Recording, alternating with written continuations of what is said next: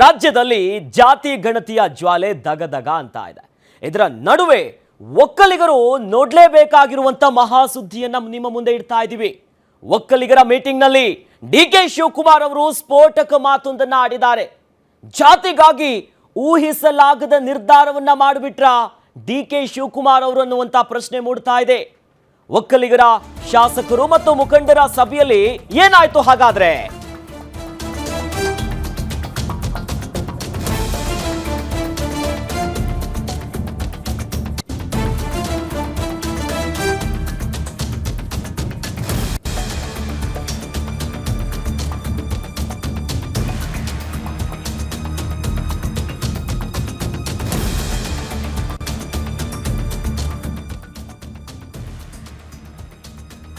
ಇದು guarantee news ನ inside political story. ನೋಡಿ, ನಾವು ಸುಮ್ಮನೆ ಕೂತ್ಬಾರ್ದು ಅನ್ನೋ ನಿಟ್ಟಿನಲ್ಲಿ ಯಾರು ಹೇಳಿದ್ರು, ಅಸಲಿಗೆ ಆ ಸಭೆಯಲ್ಲಿ ಏನೇನು ಆಯ್ತು, ಡಿ ಕೆ ಶಿವಕುಮಾರ್ ಅವರು ಇಂಥದ್ದೊಂದು ನಿರ್ಧಾರವನ್ನ ತೆಗೆದುಕೊಂಡು ಬಿಟ್ರ, ಬಹಳಷ್ಟು ತೀವ್ರ ವಿವಾದಕ್ಕೆ ಕಾರಣ ಆಗ್ಬಿಟ್ಟಿದೆ.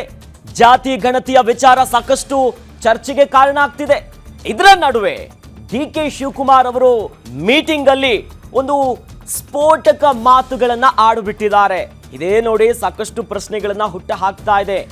ಈಗಾಗಲೇ ಒಕ್ಕಲಿಗ ಸಮುದಾಯ ಒಂದು ಕಡೆ ಜಾತಿ ಗಣತಿಯ ವಿಚಾರವಾಗಿ ನಿಗಿ ಕೆಂಡ ಆಗಿದ್ದಾರೆ. ಯಾವುದೇ ಕಾರಣಕ್ಕೂ ನಾವಿದನ್ನ ಒಪ್ಪೋದಿಲ್ಲ ಅನ್ನುವಂತ ಮಾತುಗಳನ್ನ ಆಡಿ ಸರ್ಕಾರಕ್ಕೆ ಬಿಸಿ ಮುಟ್ಟಿಸ್ತೇವೆ ಅಂದಿದ್ರು. ಅದರ ನಡುವೆ ಸಭೆಯಲ್ಲಿ ಏನೇನಾಯ್ತು ಗೊತ್ತಾ? ಡಿ ಕೆ ಶಿವಕುಮಾರ್ ಅವರು ಸಮುದಾಯಕ್ಕೋಸ್ಕರ ಆ ನಿರ್ಧಾರವನ್ನ ಮಾಡಿಬಿಟ್ರ ಅನ್ನೋ ಒಂದು ಪ್ರಶ್ನೆ ಸಾಮಾನ್ಯವಾಗಿನೇ ಮೂಡ್ತಾ ಇದೆ. ಒಕ್ಕಲಿಗ ಮೀಟಿಂಗ್ ನಲ್ಲಿ ಊಹಿಸಲಾಗದ ನಿರ್ಧಾರವನ್ನ ಮಾಡಿಬಿಟ್ರ. ಏನೇನಾಯ್ತು? ಡಿ ಕೆ ಶಿವಕುಮಾರ್ ಅವರು ಸಮುದಾಯದ ವಿಚಾರವಾಗಿ ಯಾವ ನಿರ್ಧಾರವನ್ನ ತೆಗೆದುಕೊಂಡ್ರು, ಜೊತೆಯಲ್ಲಿ ಸಭೆಯಲ್ಲಿ ಏನಾಯ್ತು? ನಿನ್ನೆಯೂ ಕೂಡ ರಾಜ್ಯ ಒಕ್ಕಲಿಗ ಸಂಘ ಫುಲ್ ಗರಂ ಆಗಿದ್ರು. ಯಾವುದೇ ಕಾರಣಕ್ಕೂ ಈ ಅಂಕಿ ಅಂಶಗಳನ್ನ ಒಪ್ಪೋದಿಲ್ಲ, ಹೆಂಗ್ರಿ ಇದನ್ನ ಜಾರಿ ಮಾಡ್ತೀರಿ ಅನ್ನೋದಾಗಿ ಸರ್ಕಾರಕ್ಕೆ ಎಚ್ಚರಿಕೆಯ ಸಂದೇಶವನ್ನೇ ಅಕ್ಷರಶಃ ಕಳಿಸಿತ್ತು. ಅದಾದ್ಮೇಲೆ ಸಭೆ ಕೂಡ ಮಾಡಿದ್ರು ಡಿ ಕೆ ಶಿವಕುಮಾರ್ ಅವರು. ಸಮುದಾಯದ ಸಚಿವರು ನಾಯಕರ ಜೊತೆಯಲ್ಲಿ ಮೀಟಿಂಗ್ ಮಾಡಲಾಗಿತ್ತು. ಇನ್ನು ಈ ಒಕ್ಕಲಿಗ ಸಭೆಯಲ್ಲಿ ಆಗಿದೆಯೇನು, ಡಿ ಕೆ ಶಿವಕುಮಾರ್ ಅವರ ವಾದ ಏನು ಅಂತ ನೋಡೋದಾದ್ರೆ, ಜಾತಿ ಗಣತಿ ವರದಿ ಕಾಂಗ್ರೆಸ್ ಪಕ್ಷದ ಪಾಲಿಸಿ. ಸರ್ಕಾರನೇ ಈಗ ಅದನ್ನ ಮಂಡನೆ ಮಾಡಿರುವಂತದ್ದು. ಅದನ್ನ ಬಹಿರಂಗವಾಗಿ ವಿರೋಧ ಮಾಡೋದಕ್ಕಾಗಲ್ಲ. ಜಾತಿ ಗಣತಿಯ ವರದಿಯನ್ನ ಬಹಿರಂಗವಾಗಿ ಇದನ್ನ ಒಪ್ಪೋಕ್ಕಾಗಲ್ಲ ಅಂತ ಡಿ ಕೆ ಶಿವಕುಮಾರ್ ಅವರು ಈ ರೀತಿಯಾಗಿ ಮಾತನಾಡಿದ್ದಾರೆ. ಪಕ್ಷ ಇದ್ರೆ ನಾವು, ನಮ್ಮಿಂದ ಪಕ್ಷ ಅಲ್ಲ ಅನ್ನೋದಾಗಿ ಡಿ ಕೆ ಶಿವಕುಮಾರ್ ಅವರು ಅವರ ವಾದಗಳಿದು. ಜೊತೆಯಲ್ಲಿ ನಾನು ಪಕ್ಷದ ಅಧ್ಯಕ್ಷ, DCM ಆಗಿ ಬಹಿರಂಗವಾಗಿ ಹೇಳಿಕೆಯನ್ನ ಕೊಡೋದಕ್ಕಾಗಲ್ಲ. ಕೆಪಿಸಿಸಿ ಅಧ್ಯಕ್ಷರು ಜೊತೆಯಲ್ಲಿ ರಾಜ್ಯದ DCM ಕಾಂಗ್ರೆಸ್ ಪಕ್ಷದಲ್ಲಿ ಬಹಳ ಪ್ರಭಾವಿ. ಈ ನಿಟ್ಟಿನಲ್ಲಿ ಪಕ್ಷವೇ ತಂದಿರುವಂತ ಈ ನಿರ್ಧಾರವನ್ನ ವಿರೋಧ ಮಾಡೋಕ್ಕಾಗಲ್ಲ. ಜೊತೆಯಲ್ಲಿ ಈ ಅಭಿಪ್ರಾಯಗಳನ್ನು ಎಲ್ಲಾದರೂ ಡಿ ಕೆ ಶಿವಕುಮಾರ್ ಅವರು ಬಹಿರಂಗವಾಗಿ ನೋ ಅಂದುಬಿಟ್ರೆ ದೊಡ್ಡ ಮಟ್ಟದ ಡ್ಯಾಮೇಜ್ ಖಂಡಿತವಾಗಿಯೂ ಆಗುತ್ತೆ. ಹಾಗಾಗಿ ಸಮಾಜಕ್ಕೆ ಆದ ಅನ್ಯಾಯ ಸರಿಪಡಿಸಲಾಗುತ್ತೆ. ಅಂದರೆ ಜಾತಿ ಗಣತಿ ವರದಿ ಕಾಂಗ್ರೆಸ್ ಪಕ್ಷದ ಪಾಲಿಸಿ ಆಗಿದೆ. CM ಸಿದ್ದರಾಮಯ್ಯನವರ ನೇತೃತ್ವದಲ್ಲಿ ಹೈಕಮಾಂಡ್ ನಾಯಕರ ಅನುಮತಿಗಳನ್ನು ಪಡೆದುಕೊಂಡು ಇದನ್ನ ಈಗಾಗಲೇ ಜಾರಿ ಮಾಡಿದ್ದಾರೆ. ಎಲ್ಲಾದರೂ ಬಹಿರಂಗವಾಗಿ ಪಕ್ಷದ ಅಧ್ಯಕ್ಷರು KPCC ಅಧ್ಯಕ್ಷರಾಗಿ DCM ಆಗಿ ಇದನ್ನ ನಾನು ಒಪ್ಪಲ್ಲ ಅಂತ ಹೇಳಿದ್ರೆ ಏನಾಗುತ್ತೆ ಬಹಳ ಸ್ಪಷ್ಟವಾಗಿ ಗೊತ್ತಿದೆ.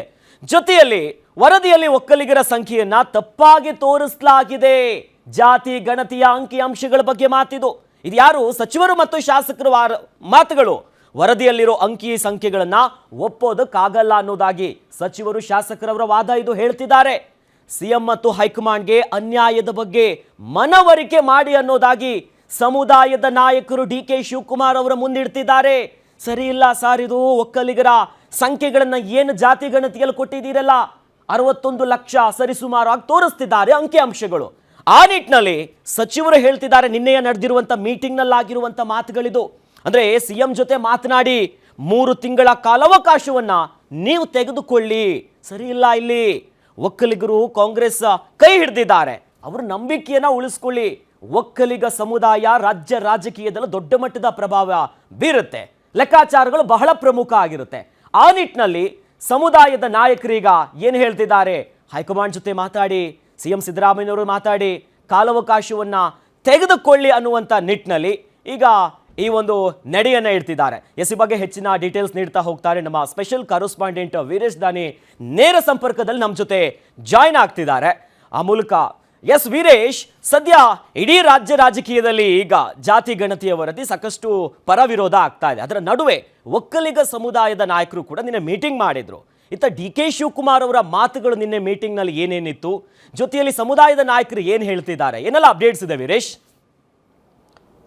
ಅಖಿಲೇಶ್, ಜಾತಿ ಜ್ವಾಲೆ ರಾಜ್ಯದಲ್ಲಿ ಸಾಕಷ್ಟು ಜೋರಾಗಿನೇ ಹೊತ್ಕೊಂಡಿರುವಂಥದ್ದು. ಅದರಲ್ಲೂ ವಿಶೇಷವಾಗಿ ಒಕ್ಕಲಿಗ ಸಮುದಾಯ ಮಾತ್ರ ಜಾತಿ ಗಣತಿಯಲ್ಲಿ ಕಂಡಿರ್ತಕ್ಕಂಥ ಜನಸಂಖ್ಯೆಯನ್ನು ಒಪ್ಕೊಳ್ಳಿಕ್ಕೆ ಸುತಾರಾಮ್ ಅವರು ಒಪ್ತಾ ಇಲ್ಲ. ಹೀಗೆ ಈ ನಿಟ್ಟಿನಲ್ಲೇ ನಿನ್ನೆ CM DK ಶಿವಕುಮಾರ್ ಅವರ ನೇತೃತ್ವದಲ್ಲಿ ಒಕ್ಕಲಿಗ ಸಚಿವರು, ಶಾಸಕರು, ವಿಧಾನ ಪರಿಷತ್ ಸದಸ್ಯರು ಮತ್ತು ಮಾಜಿ ಸಂಸದರು, ಮಾಜಿ ಶಾಸಕರು ಎಲ್ಲರೂ ಸಹ DK ಶಿವಕುಮಾರ್ ಅವರ ಸರ್ಕಾರಿ ನಿವಾಸದಲ್ಲಿ ಚರ್ಚೆಯನ್ನು ನಡೆಸಿದರು. ಬಹುತೇಕವಾಗಿ ಎಲ್ಲ ಸಮುದಾಯದಲ್ಲಿರ್ತಕ್ಕಂಥ ಅವರೆಲ್ಲ ಬಹುತೇಕ ನಾಯಕರುಗಳು ಸಹ ಸಭೆಯಲ್ಲಿ ಭಾಗಿಯಾಗಿ ಅವರವರದೇ ಆದಂಥ ಅಭಿಪ್ರಾಯವನ್ನು CM DK ಶಿವಕುಮಾರ್ ಅವರ ಮುಂದೆ ಮಂಡಿಸಿರುವಂಥದ್ದು. ವಿಶೇಷವಾಗಿ ಸಭೆ ಆರಂಭವಾಗ್ತಿದ್ದಂತೆ DK ಶಿವಕುಮಾರ್ ಅವರು ಎಲ್ಲ ಪಕ್ಷದಲ್ಲಿರ್ತಕ್ಕಂಥ ಶಾಸಕರುಗಳು ಮತ್ತು ಬಿಜೆಪಿಯ ಶಾಸಕ SD ಸೋಮಶೇಖರ್ ಅವರನ್ನ ಖುದ್ದಾಗಿ ಮಾತನಾಡುವ ಮೂಲಕ ಇದು ಕಾಂಗ್ರೆಸ್ ಪಕ್ಷದ ಪಾಲಿಸಿ, ಹೀಗಾಗಿ ನಾವು ಇದನ್ನು ಬಹಿರಂಗವಾಗಿ ವಿರೋಧವನ್ನು ಮಾಡಲಿಕ್ಕೆ ಆಗಲ್ಲ, ಆದರೆ ಸಾಧಕ ಬಾಧಕಗಳನ್ನು ಚರ್ಚೆ ಮಾಡಿ ಏನೆಲ್ಲ ಸರಿಪಡಿಸಬಹುದು ಆ ನಿಟ್ಟಿನಲ್ಲಿ ನನಗೆ ಸಲಹೆಯನ್ನು ಕೊಡಿ, ನಾನು ಅದನ್ನು CM ಸಿದ್ದರಾಮಯ್ಯನವರ ಮುಂದೆ ಇಟ್ಟು ಮತ್ತು ಹೈಕಮಾಂಡ್ ಗಮನಕ್ಕೆ ತರ್ತೀನಿ ಅನ್ನೋಂತ ಹೇಳಿ DK ಶಿವಕುಮಾರ್ ಅವರು ಒಂದು ಭರವಸೆಯನ್ನು ಕೊಟ್ಟ ಬಳಿಕ ಒಕ್ಕಲಿಗ ಸಮುದಾಯದಲ್ಲಿದ್ದಂಥ ಬಹುತೇಕ ಎಲ್ಲ ಶಾಸಕರುಗಳು ಮತ್ತು ಸಚಿವರುಗಳು ಸಹ ಅವರದೇ ಆದಂಥ ಅಭಿಪ್ರಾಯವನ್ನು ಕೊಟ್ಟಿರುವಂಥದ್ದು.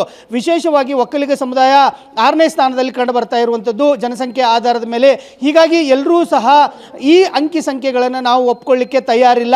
ವಿಶೇಷವಾಗಿ ಜಯಪ್ರಕಾಶ್ ಹೆಗಡೆ ಏನಿದ್ದಾರೆ, ಈ ವರದಿಯನ್ನು ರಚನೆ ಮಾಡಿದಂಥವರು, ಆಯೋಗದ ಮಾಜಿ ಅಧ್ಯಕ್ಷರು, ಅವರ ಸಮ್ಮುಖದಲ್ಲೇ ಎಲ್ಲರೂ ಸಹ ತಕರಾರನ್ನು ತೆಗೆದಿರುವಂಥದ್ದು. ಅಂಕಿ ಸಂಖ್ಯೆಗಳು ತುಂಬಾ ಕಡಿಮೆ ಆಗಿರುವಂಥದ್ದು. ಯಾಕಂತಂದರೆ ಒಕ್ಕಲಿಗ ಸಮುದಾಯ ರಾಜ್ಯದಲ್ಲಿ ಸಾಕಷ್ಟು ಪ್ರಬಲವಾಗಿರುವಂಥದ್ದು. ಹೀಗಾಗಿ ನಾವು ಈ ಅಂಕಿ ಸಂಖ್ಯೆಗಳನ್ನು ಹೇಗೆ ಒಪ್ಕೊಳ್ಳಿಕ್ಕೆ ಸಾಧ್ಯ? ಹೀಗಾಗಿ ನೀವು CM ಅವರ ಜೊತೆ ಖುದ್ದಾಗಿ ಮಾತನಾಡಬೇಕು, ವಿಶೇಷವಾದಂಥ ಕಾಳಜಿಯನ್ನು ತೋರಿಸಬೇಕಾಗುತ್ತೆ. ಇಲ್ಲದಿದ್ದರೆ ಒಕ್ಕಲಿಗ ಸಮುದಾಯ ಸಿಡಿದೇಳುವಂಥ ಸಾಧ್ಯತೆಗಳು ದಟ್ಟವಾಗಿವೆ. ಯಾಕಂತಂದರೆ ಈ ಬಾರಿ ವಿಶೇಷವಾಗಿ ಕಾಂಗ್ರೆಸ್ ಪಕ್ಷಕ್ಕೆ ಒಕ್ಕಲಿಗ ಸಮುದಾಯ ಬಹುದೊಡ್ಡದಾದಂಥ ಆಶೀರ್ವಾದವನ್ನು ಮಾಡಿದೆ. ಹೀಗಾಗಿ ನಾವು ಒಕ್ಕಲಿಗ ಸಮುದಾಯವನ್ನು ಈ ವಿಚಾರದಲ್ಲಿ ಕೈ ಬಿಡಲಿಕ್ಕೆ ಸಾಧ್ಯವೇ ಇಲ್ಲ ಅಂತಂದು ಹೇಳಿ ಎಲ್ಲ ಶಾಸಕರುಗಳು ಮತ್ತು ಸಚಿವರುಗಳು ಸಹ ಒತ್ತಾಯವನ್ನು ಮಾಡಿರೋದ್ರ ಜೊತೆಗೇನೆ ಸಮುದಾಯ ಇದ್ದರೆ ಮಾತ್ರ ನಾವು ಇದ್ದರೆ ಮಾತ್ರ ಅಧಿಕಾರ ಅನ್ನೋ ಒಂದು ಮಾತುಗಳನ್ನು ಹೇಳಿದ್ದಾರೆ.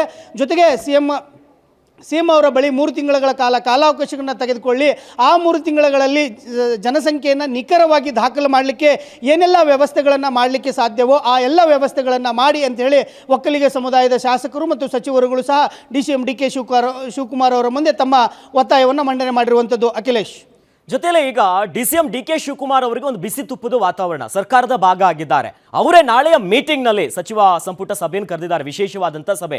ಹಾಗಾಗಿ ನಾಳೆಯ ಸಭೆಯಲ್ಲಿ DK ಶಿವಕುಮಾರ್ ಅವರು ತಮ್ಮ ಸಮುದಾಯದ ಪರವಾಗಿ ಮಾತನಾಡುವಂತ ಸಾಧ್ಯತೆಗಳು ಇದೆಯಾ? ಅದನ್ನ ಕೇಳಿದ್ರೆ ಪಕ್ಷದಲ್ಲಿ ಒಂದು ಬೇರೆ ರೀತಿ ಸಂದೇಶ ಹೋದಂಗೆ ಆಗುತ್ತಾ ಅಂತ?